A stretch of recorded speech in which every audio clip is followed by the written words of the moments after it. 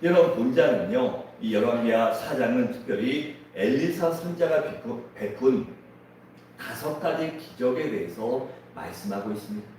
그 첫 번째 기적이 오늘 우리가 읽은 이 생도의 과복에 있던 기름 한 병으로 수십 병을 만든 기적이고, 두 번째 기적은 수냄 여인이 아들을 낳는 기적, 그리고 세 번째는 그 수냄 여인의 아들이 장성하고 죽자 그를 엘리사가 살려내는 기적이고, 네 번째 기적은 국에 있던 독을 제거하는 것이었으며, 마지막 다섯 번째 기적은 보리떡 20개로 무려 100명이 넘는 사람들을 배불리 먹인 기적이었습니다.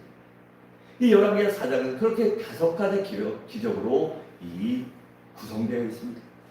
그런데 이 5가지 기적에 중요한 공통적인 특징이 있는데, 그것은 바로 엘리사 선자가 자기 자신을 과시하거나 내가 이렇게 능력이 있다, 내가 대단한 사람이다, 내가 하나님의 권능받은 사람이라는 것을 나타내려거나 공룡심을 보이려고 한 것이 아니라 단지 그 어려움을 당한 사람들을 향한 긍휼과 자비심과 동정심 때문에 그들에게 기적을 베풀어 줬다는 것입니다. 그것을 나타내기 위해서가 아니라 그들을 불쌍히 여겼기 때문에, 긍휼히 여겼기 때문에 그들의 아픔과 눈물을 함께하고 도와주기 위해서 그들에게 기적을 베풀었던 것입니다. 우리 주님도 한번 생각해 보세요. 수없이 많은 기적을 행하셨는데 우리 주님도 그 모든 것들이 자신을 나타내기 위해서가 아니라 그 모든 사람들을 긍휼히 여기셨기 때문에, 그들을 사랑하셨기 때문에 그에게 자비를 베푸시고 동정과 그러한 눈물과 함께하고자 하는 마음에서 그들에게 기적을 베푸셨던 것입니다. 또한 그러한 기적을 통해서 저들에게 하나님에 대한 믿음을 갖게 하고 하나님께 영광을 돌리는 데 목적이 있었습니다. 그래서 우리 주님은 그 모든 것들을 행하신 후에 항상 하나님 아버지께 영광을 돌렸고, 그것이 하나님께 주신 것임을 언제나 밝히셨던 것입니다.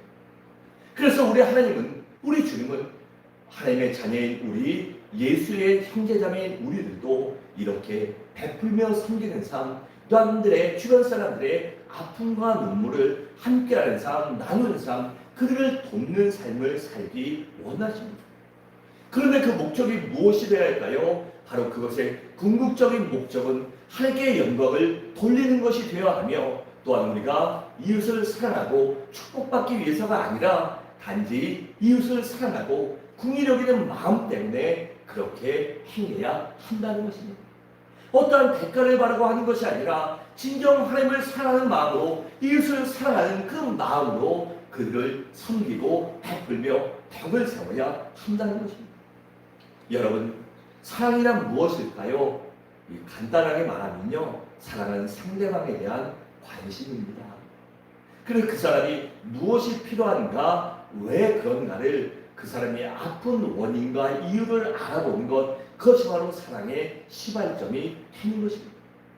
그렇게 그들의 아픔과 문제를 알고 그들의 기본적인 것들, 관심, 필요를 알기 때문에 그들을 세심하게 배려하며 또한 기쁜 마음으로 섬기는 것, 그것이 바로 사랑인 것입니다. 그래서 사랑은요, 기꺼이 나의 것을 희생하며 그것을 삶으로 행하는 것, 그것이 바로 사랑인 것입니다. 우리가요, 연말연시가 되거나 명절이 되면은요, 이 기관들은요, 시설 기관들은 넘칩니다. 물건이 고아원, 양로원 이런데요, 물건이 많아요. 왜냐하면 그때는 많은 사람들이 도와주거든요. 그래서 또 많은 사람들, 회사, 기업들 그런 데 하면 기부금 뛰잖아요. 그래서 세제 혜택 받으려고 많이들 옵니다. 그리고 높으신 분들은 나 이렇게 착한 일 한다, 사진 한번 찍고 가려고 얼마 전에 열린우리랑 수재 피해 난 데가 하고 그런 얘기 했잖아요. 비주마에 사진 잘 나올 텐데 비 와서 사람들 비 때문에 피해 입어서 막 가게고 집이고 다 잠겨갖고 엉망되고 다 엉망진창 됐는데, 다 피해를 봐서 그거 닦아내는데 거기 가서 비가 와야 이 사진 잘 나올 텐데, 한국의 정치인들의 속내입니다. 거기 진짜 얼마나 그들이 가서 돕겠습니까? 돕는다, 생색내고 또 가서 도와주면, 또 한마디 해주면 또 이제 정부 기관들에서 또 높으신 분들이 왔다가 한마디 해줄 거 가면 또 바닥바닥 움직이잖아요. 그러니까 그게 도움이 되는 거지 뭐 얼마나 돕겠습니까? 그들이 가서. 그런데 그렇게 하는 것이 아니라요. 진정한 사랑은 그들이 필요할 때 그들이 정말 관심과 사랑을 끊임없이 갖는 것입니다. 그래서 요한일서 3장 18절에 이렇게 말합니다. 자녀들아 우리가 말과 혀로만 사랑하지 말고 행함과 진실함으로 하자라고 했습니다. 여러분 그래서 우리 그리스도인들은요 우리 주님처럼 이 말과 혀로만 사랑합니다라고 하고 아니면 그 가운데 가서 돕는 척하는 것이 아니라 진짜 우리의 행함과 진실함으로 이 사랑을 나타낼 줄 알아야 하는 거죠. 여러분 오늘 본문에 보면 선지자의 학생 중에요 이 빚만 잔뜩 남기고 가장인데 빚만 잔뜩 남기고 죽었어요. 얼마나 안타깝습니까? 뭐 요새도 여자가 가정을 책임지고 가정을 꾸려간다는 게요 쉬운 세상이 아닙니다. 여러분 지금도요 뭐 많은 여인들이 배우고 했다고 해도요 뭐 저희 아내도 그 대학 나오고 교사 자격증 중등교사 중학교 선생할 수 있어요. 그리고 교원고시를 봐야겠지만 그거고시 있고 뭐 영유아 보육교사 있고 평생 있고 뭐 여러 가지 자격증이 있어요. 학교에서 다 따서. 그런데 직장 구하기가 쉽지 않거든요. 그렇습니다. 그리고 남자들 일하는 거에 비해서요 이 페이도 약해요. 그러니 지금도 어려운데 2000년 전에는 이 수천 년 전에는 얼마나 힘들었겠습니까? 그리고 고대 근동 보면요 지금이나 예나 변화 없는 게요 여자들을 좀 많이 무시합니다. 그래서 사람 수에도 치지 않았고 언제나 세면 남자 장정만 셌지 여자들 머릿수에도 넣지 않았잖아요. 그런 여인이 남편이 그냥 죽어도 힘들어 죽겠는데 빚까지 잔뜩 지고 죽었으니 얼마나 어렵고 힘들었겠습니까? 그래서 그 빚의 채권자들이 그 여인을 찾아와서 빚을 갚지 못하면 너희 아들들을 내가 머슴으로 종으로 데려가겠다고 그렇게 말합니다. 여러분 이것은요 그 채권자들이 그 여인에게 아들을 종으로 삼겠다 이 머슴으로 부르겠다는 것은요 율법에 어긋나는 것이 아닙니다. 율법 보면 빚을 갚지 못하면 종으로 삼으라고 했어요. 대신에 그들을 노예처럼 외국에서 끌고 온 노예 전쟁 포로들이나 그런 사람들과 동일하게 학대하거나 안 좋게 하지 말고 그냥 일하는 일꾼처럼 옛날에는 그랬잖아요. 이 집에 부잣집 가면 기사들이 있으면 기사 아저씨 뭐 이러고 막 반말씀 막 했잖아요. 그리고 기사 아저씨가 이 사장님 운전만 해주는 게 아니라 집안 허드렛 일도 하고 애들 심부름도 하고 다 했잖아요. 그리고 집에 요새는 가사도우미라고 하는데 입주하시는 분들도 딱 할 일만 해요. 그리고 그분들한테 말 함부로 하고 이거 별로 요새는 안 되거든요. 근데 예전에는 얼마나 심했습니까? 불과 20, 30년만 해도요 말도 함부로 하고요. 그래서 요새는 좀 덜한데 몇 년 전에 이 갑질 논란 엄청나게 심하지 않았습니까? 뭐 사주들이 있는 사람들이 직원들한테 회사 직원들인데 뭐 자기 주식 회사잖아요. 개인 회사도 아니고 직원들한테 얼마나 함부로 합니까? 그런데 이렇게 동포 중에 같은 이스라엘 백성 중에 빚을 갚지 못해 노예로 종으로 데려오면 그렇게 여기지 말고 노예처럼 대하지 말고 품꾼처럼 여기라고 했어요. 그리고 그들을 신년이 되면 놓아주라고 했습니다. 여러분 그런데요 아무리 그렇다고 해도 누가 남의 집에 이 머슴이 종이 되고 싶겠습니까? 그래서 이 생도의 과부가 너무나도 안타깝고 너무나도 답답하고 너무나도 가슴이 아파서 이 선지학교의 교장이었던 엘리사 선지자를 찾아가 모든 상황을 설명하고 그것에 대해서 자신의 아픔과 고통을 나누고 상의합니다. 그러자 엘리사 선지자가 안타까운 심정으로 그 여인에게 기적을 베풀어 주므로 그 여인이 빚 문제를 해결하고 이 삶이 정상계에 올라갔다는 그것이 바로 오늘 본문의 내용입니다.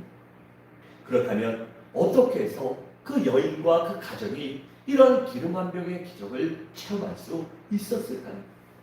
바꾸어 말하면 우리도 어떻게 해야 이 여인과 같은 기적과 은혜를 체험할 수 있냐는 것입니다.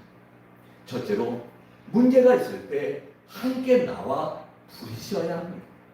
1절과 2절에 이렇게 말합니다. 선지자의 제자의 아내 중에 한 여인이 엘리사에게 부르짖어 이르되 당신의 종 나의 남편이 이미 죽었는데 당신의 종이 여호와를 경외한 줄을 당신이 아시는 바니 이제 빚준 사람이 와서 나의 두 아이를 데려가 그의 종을 삼고자 하나이다 하니 엘리사가 그에게 이르되 그녀에게 이르되 내가 너를 위하여 어떻게 하랴 내 집에 무엇인지 내게 말하라. 그가 이르되 계집종의 집에 기름 한 그릇 외에는 아무것도 없나이다 라고 했습니다. 여러분, 생도의 거부가 하나님의 종인 엘리사를 찾아온 것은요 무엇을 의미하냐면 곧 문제 앞에서 하나님을 찾아왔다는 것입니다. 또 엘리사 선지자에게 자신의 모든 상황을 낱낱이 고했다는 것은 그것을 하나님께 구체적으로 모두 다 알았다는 것입니다. 여러분, 지금 우리들도 문제 가운데 계신 분이 있습니까? 그렇다면 하나님 앞에 나와 구체적으로 부르시기 바랍니다. 왜냐하면 구체적으로 부르셔야 그 모든 것들이 응답받을 수 있기 때문입니다.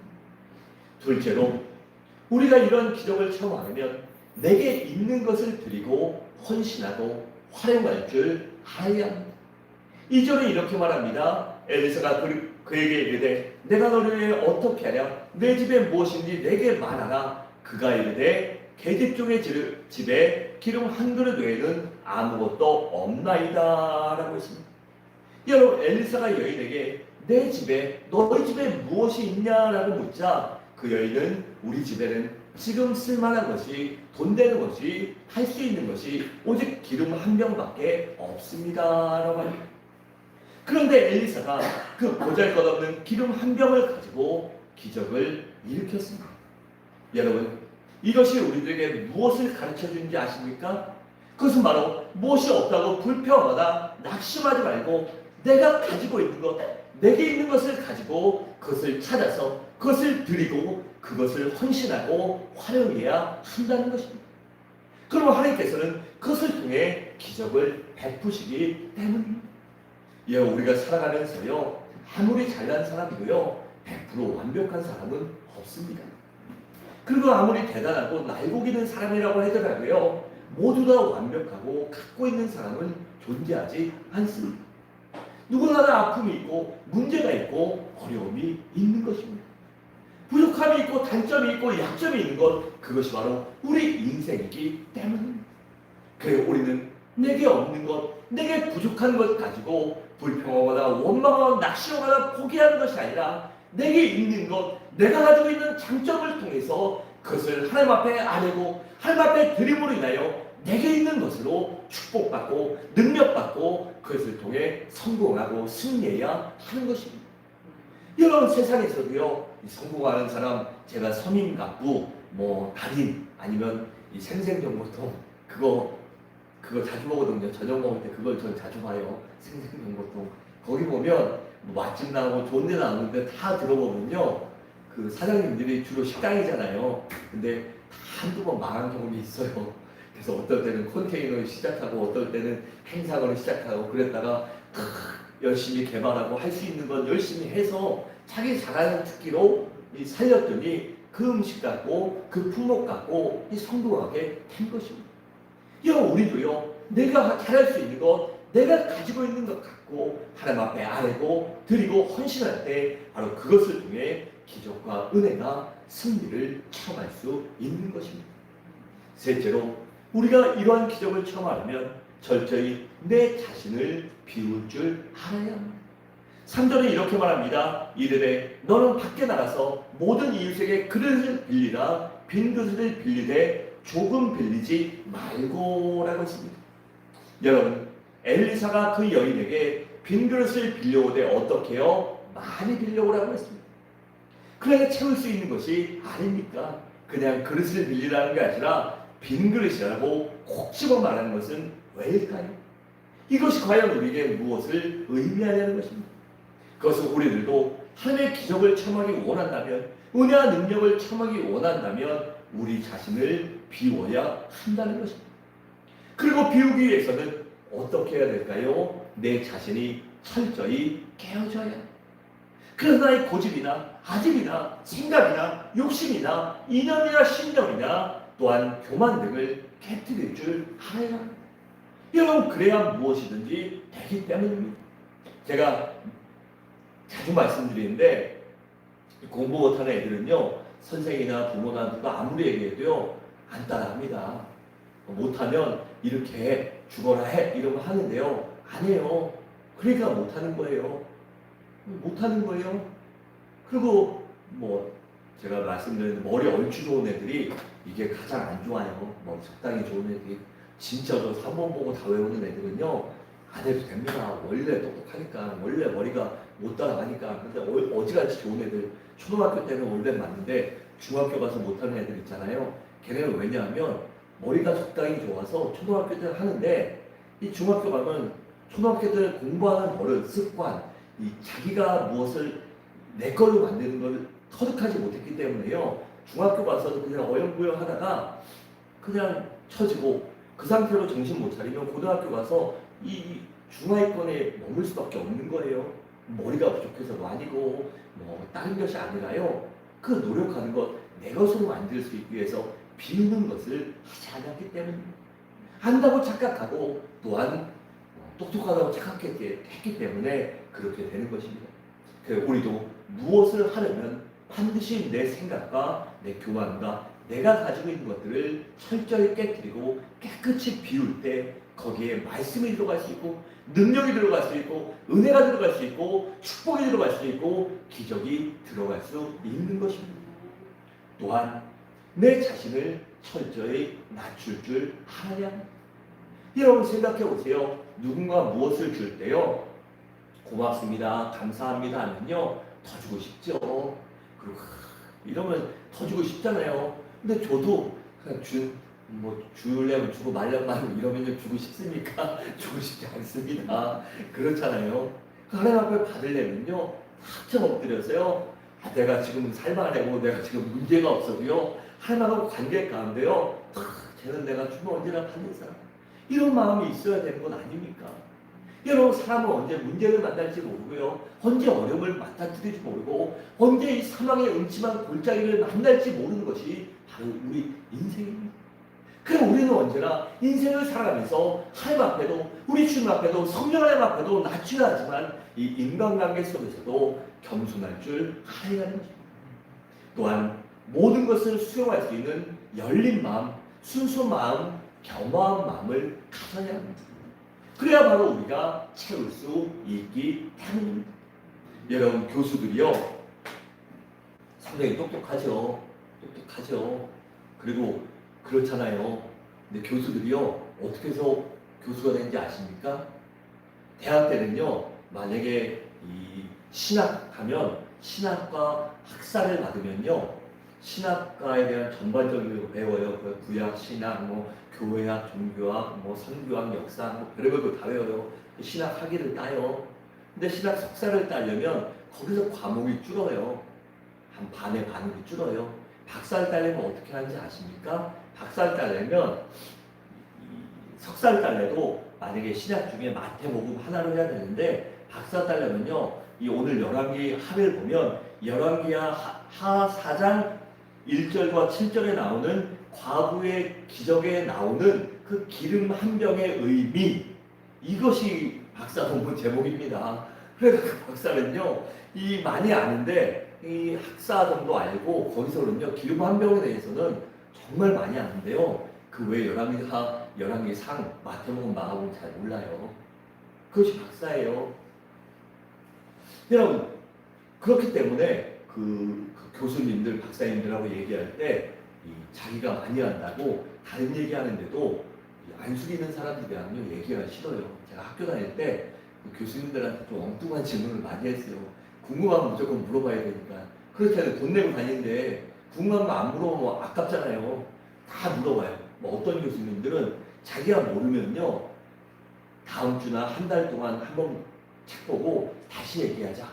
그리고 진짜 그걸 보고요 자기 모르는 건 모른다고 얘기하고 제가 더 알면 그때 인정하고 아 이런 부분도 있었구나. 아 그래 그런 생각도 괜찮겠다. 이렇게 해주는데 내가 교수다 하는 사람은요 쓸데없는 거 하지 마십시오. 가르쳐주는 거만 배우십시오. 이럽니다. 그러면 저 그런 교수 되게 안 좋아했어요. 그래서 수업 시간에 그냥 듣기만 했어요. 별로 뭐 더 선택하지도 않고 별로 배울 거 없다고 판단했기 때문에 그래요. 근데 보면은요, 그런 교수님들은 해가 바뀌고 뭐 해도요, 매년 나가는 과제도 똑같고요, 시험도 거의 비슷하고요. 그래서 그 리포트 같은 거 숙제 그 선배들 거 받아서 내면요, 점수도 똑같이 나와요. 그러니까 문제가 있는 것입니다. 그렇지 않으려면 내가 아무리 잘났고 뭐 많이 하고 그 자부심이 있더라도요, 비울 줄 알아야 합니다. 여러분, 그런데요, 엘리사 선지자는요, 빈병을 빌려오되 어떻게 빌려오라고 했죠? 많이 빌려오라고 했습니다. 이 말은 무엇을 의미할까요? 바로 우리의 믿음의 그릇을 아주 크게 넓게 준비하라는 것입니다. 그래서 우리의 마음도 넓히고 생각도 넓히고요, 믿음도 넓힐 줄 알아야 하는 것입니다. 왜냐하면 하나님은 우리의 믿음대로 역사하시기 때문입니다.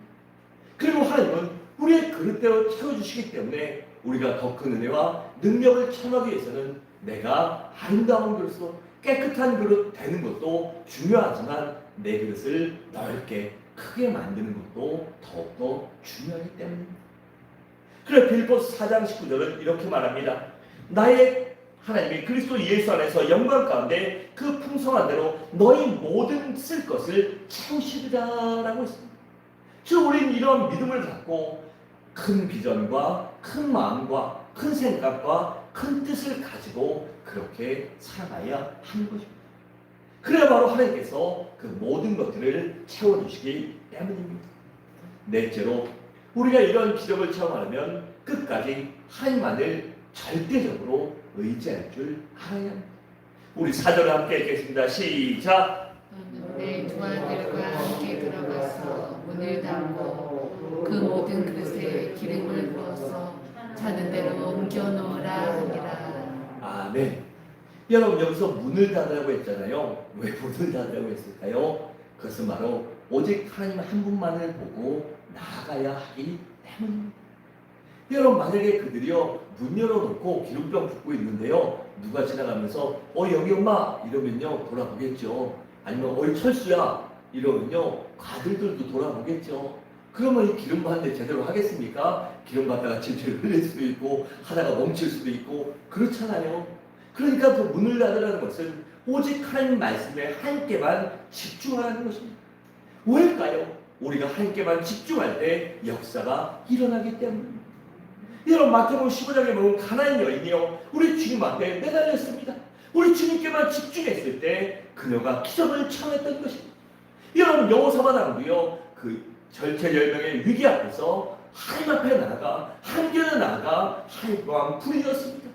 세상을 의지한 것도 아니고 주변 나라를 의지한 것도 아니고 오직 하나님만을 의지했을 때 하나님께서 그에게 기적을 베풀어 주신 것입니다. 또한 아사왕이나 나하만이나 베드로나 요셉의 모든 기적들이 오직 하나님만을 의지할 때 일어났음을 잊지 마시기 바랍니다. 그래서 우리도 문제 가운데 응답받기 원한다면 응답받을 때까지, 아니 응답받고 감사할 때까지 하나님만 의지하시기 바랍니다. 절대로 견눈질하지 말고 절대로 사람이나 세상을 바라보지 마시기 바랍니다. 마지막으로 우리가 이러한 기적을 체험하려면 주님의 말씀에 절대 복종할 줄 알아야 합니다. 5절과 6절에 이렇게 말합니다. 여인이 물러가서 그의 두 아들과 함께 문을 닫은데 그들은 그릇을 그에게 가져오고 그는 부었더니 그릇에 다 찬지라. 여인이 아들에게 이르되 또 그릇을 내게로 가져오라 하니 아들이 이르되 다른 그릇이 없나이다 하니 기름이 곧 그쳤더라라고 했습니다. 여러분, 이 여인과 아들들은요 엘리사 선지자가 지시한 대로 그대로 행했을 때 하나님의 기적을 체험하는 것입니다. 빈병에 기름이 가득 차는 그러한 기적을 체험했던 것입니다. 그래서 우리들도 주님의 말씀에 절대 복종할 때, 절대 순종할 때, 온전히 순종할 때 기적과 은혜를 체험할 수 있는 것입니다. 우리 하나님은요 반쪽짜리 순종 원하지 않습니다. 3분의 1, 10분의 1 순종은요 더더욱 원하지 않습니다. 그래서 우리가 하나님께 순종하려면 절대적으로 100% 순종할 때, 끝까지 순종할 때, 절대 복종이라고 말할 정도로 순종할 때 우리 가운데 기적이 일어남을 잊지 마시기 바랍니다. 사랑하는 성도는 말씀을 마치도록 하겠습니다. 이들에 계신 우리 여러분도, 아니 이 서부장에 있는 모든 권속들도 문제 앞에서 하나님만을 찾으시기 바랍니다. 또한 그 하나님께 내게 있는 모든 것을 드리고 그것을 활용하여 믿음으로 나아갑시다. 또한 빈 그릇을 준비하되 이왕이면 많은 그릇을 준비하시기 바랍니다. 또한 끝까지 하나님만을 의지하며 하나님 말씀에 절대적으로 순종하시기 바랍니다. 그래 이 여인의 깨달음과 교훈을 통해서 우리도 그러한 기적과 은혜를 체험하며 능력을 체험하며 더욱더 좋은 삶, 승리하는 삶, 문제가 해결되는 삶을 살아가시기를 주님의 이름으로 간절히 축원합니다.